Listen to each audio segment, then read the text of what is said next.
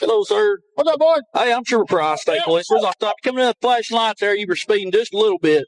My flashing lights? There used to be flashing lights. It's a 71 and 282. How fast are you? You're going 50 and a 45. Not that big of a deal. Not bad. Yeah. Not too bad. Yeah, not bad. Do you have your license on you? Yeah, I do. You got your registration and insurance. Is this your car? Well, it's the county's. The county's? Yeah. What? You work for a county department? Yeah, Johnson County Sheriff's Office. Oh, okay. Glasses. How long you been with them? I've got my gun on my side, too, okay? Okay. Yeah, search that. I've been the sheriff for the last 4 years. Oh, okay. All right, guys, you're going to have to bear with me.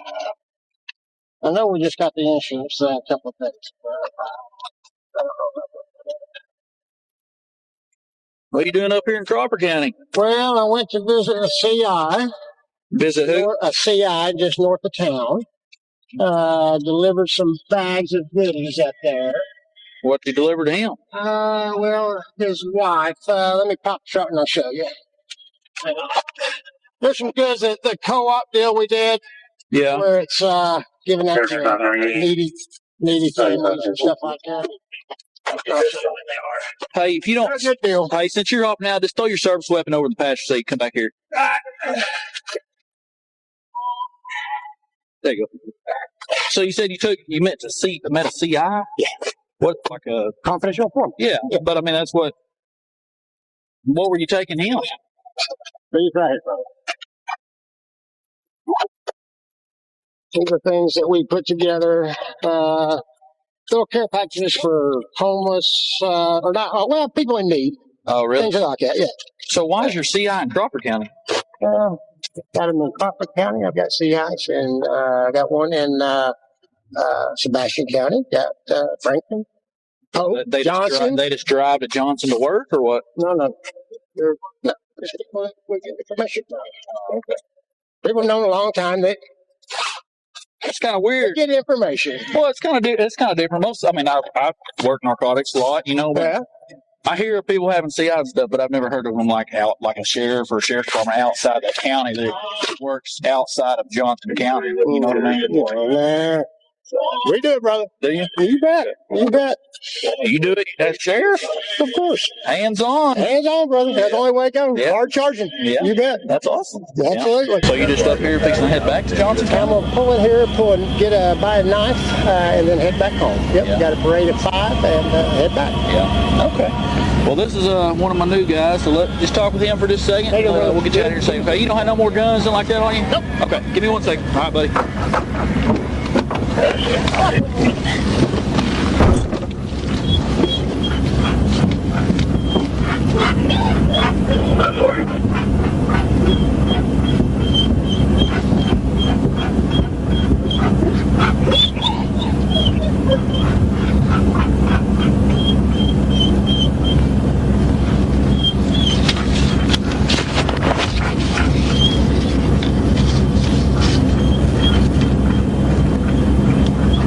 He's up here seeing a CI out of Johnson County.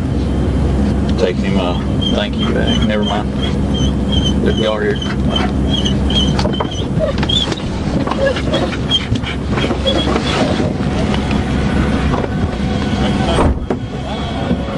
Fine to do. The FBI? Okay. Okay. You have any other weapons on you at all? Nope. In the car. No backup weapon anywhere? Nope. What's that here? Hey, Sheriff, let me ask you this. You don't have nothing illegal in your car, do you? Nothing you're not supposed to have? No drugs? There could be drugs in there. There is Most drugs? definitely. Yep. What kind of drugs? There's some, my CI just gave me some things. What's just in things? passing, there's some little, I don't know what things are. there's some butter and, Like marijuana? Yeah, and like a butter marijuana and 2 little buds that through the course going on, carrying on, talking to them. Hey, go ahead and put your hands behind your back real quick, okay?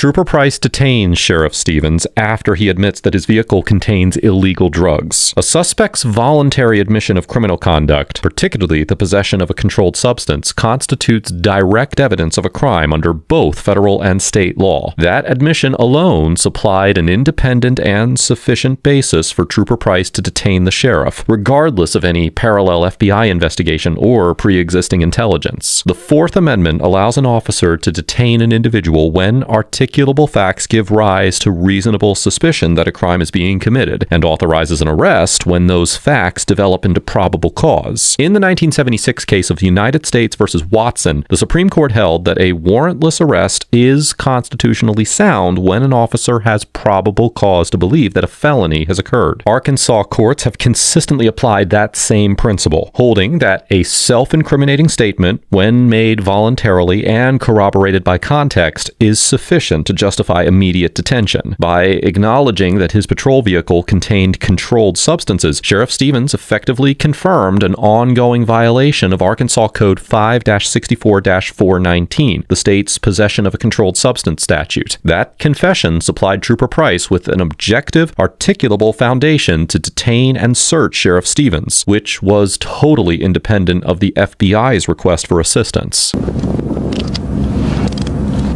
This whole deal's odd to me, and so as of right now, I'm going to go ahead and detain you, okay? I'm not saying you're under arrest right now, but as of right now, we're just going to detain you until we figure out what's going on, okay? Because I've never heard of a sheriff not saying that what you're doing is wrong, but I can tell you this.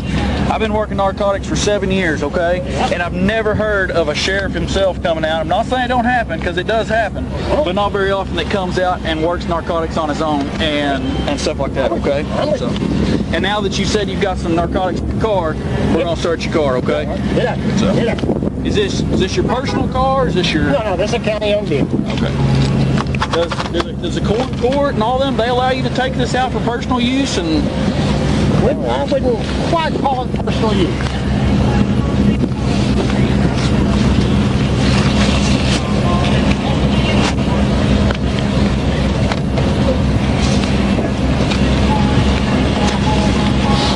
Unzip your jacket. Go ahead. Okay. Do what you got. Let me ask you this: just do you think, if you were in my position, would you think this is odd? Trooper, based on I'm talking outside of what, them being here. Look at me. Oh, you're talking. I'm with you. I'm with you. I'm asking you this. I'm going to. I'm going to go ahead and just go for my rights, and I'm going to speak to Tony and see him under arrest. And you guys, okay. I'll be respectful and do whatever you need to do. I understand. Okay. I'm gonna let you have it right here. Okay. Y'all want to watch him for me? Okay.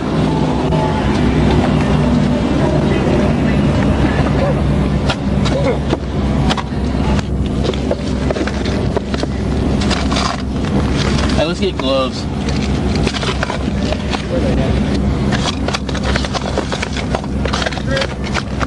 Look at that left door right there.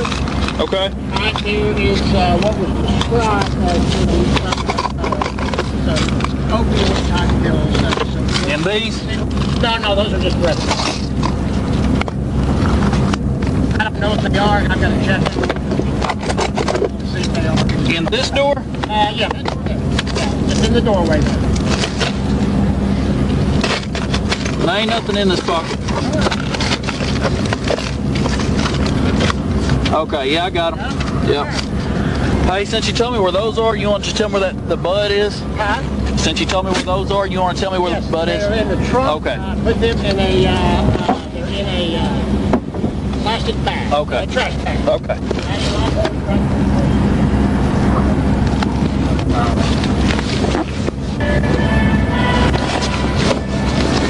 Whew, I smell it now.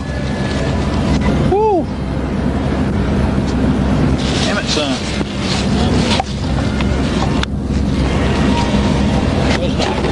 Huh? Those are the two items I was referring to. Yeah. That's a lot of wax. There's butter. Butter, wax, still a lot.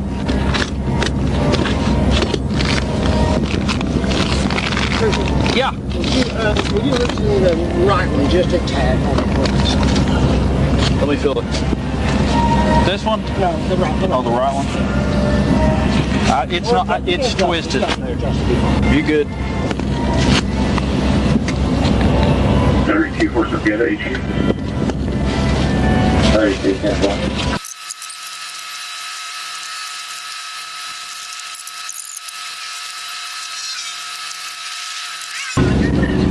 Hey, I'm just gonna let you sit over here, okay? I'm gonna put you in my car.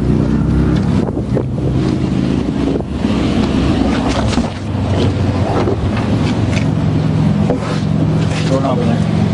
You know, the right to remain silent, anything said can be used against you in the court of law. You're the right attorney present for any question. You can't afford one to be appointed for no additional charge. You understand all that? I do, sir. Okay. Let me ask you this. Would you like to talk about anything we found in there so far? No, I told you everything that was in there. Well, I'm asking, do you want to talk about any of that? No, there's an explanation for everything that's in there. I'm asking you, would you like, if I ask you some questions, would you be willing to talk about it right now? Not at the moment, no. Okay. I'm good. Thank you. Yep. Trooper Price asks Sheriff Stevens if he would be willing to talk about the illegal substances that were found in his vehicle, and the sheriff declines his request and verbally invokes his right to remain silent. In the 1966 case of Miranda versus Arizona, the Supreme Court established that suspects subjected to custodial interrogation must be advised of their right to remain silent and their right to counsel. Once those rights are invoked, all questioning must cease, at least for a significant amount of time, unless the suspect reinitiates communication or waives the invocation voluntarily. This standard applies to anyone in police custody, regardless of whether or not they are a public official. The court later clarified in the 2013 case of Salinas versus Texas that the privilege against self-incrimination is not self-executing, meaning that a suspect must expressly assert their right to silence in order for it to apply. By clearly and verbally invoking his right to remain silent, Sheriff Stevens triggered the full protection of the Fifth Amendment, and Trooper Price's decision to end the interview at that point was consistent with both federal precedent and Arkansas case law. Any continued questioning after an explicit invocation would have risked suppression of the statements and any derivative evidence obtained thereafter.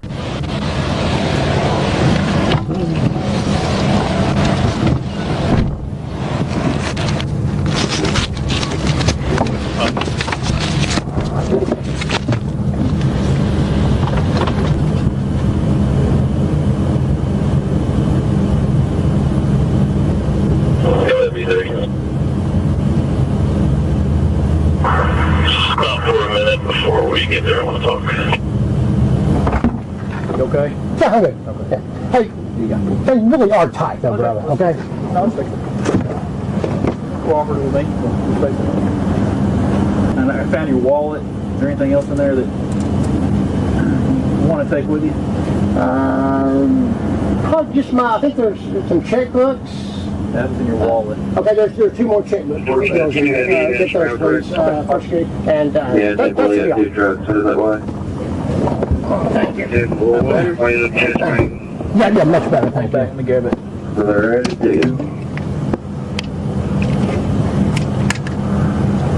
I covered it. I'll get you. Thanks.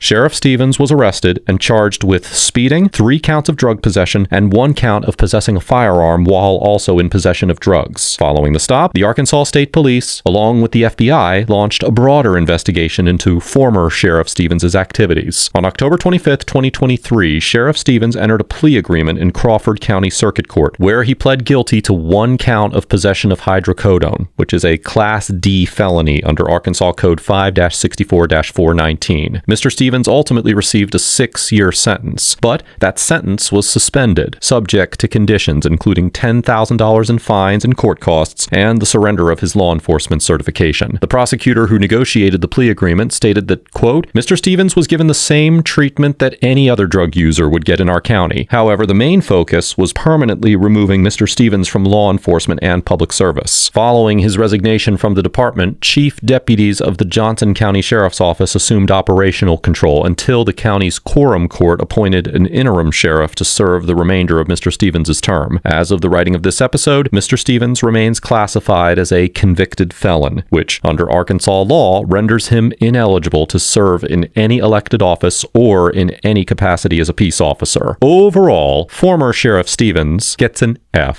for blatantly abusing his authority for his own personal gain, engaging in flagrant criminal activity while serving as an elected official, and for betraying the trust of the citizens of Johnson County and the integrity of the Johnson County Sheriff's Office. Former Sheriff Stevens' conduct represents one of the most serious breaches of public trust that a law enforcement officer can commit. As the highest-ranking law enforcement official in Johnson County, he was responsible for setting the standard for ethical behavior and ensuring that his deputies upheld the law with honesty and discipline. When a sitting sheriff is caught transporting controlled substances across county lines, it can't simply be attributed to a lapse in judgment, and it should constitute the only evidence necessary to deem that official unfit to serve the public. Mr. Stevens used his authority as a sheriff as a shield for criminal activity and demonstrated a complete disregard for the ethical and procedural standards that form the foundation of public service. Perhaps the only silver lining here is that Mr. Stevens was eventually caught and then barred from ever working in any public service capacity. While his sentence was ultimately suspended, the damage to the credibility of the Johnson County Sheriff's Office cannot be overstated, and his conduct grossly undermined every deputy who serves Johnson County honestly, as well as every citizen who depends upon their fair and lawful enforcement. This interaction highlights the danger of unchecked authority within law enforcement and the importance of holding public officials to the same, if not higher, standard of accountability as the citizens that they are sworn to protect. Trooper First Class Price, along with the unidentified FBI agents, get an A+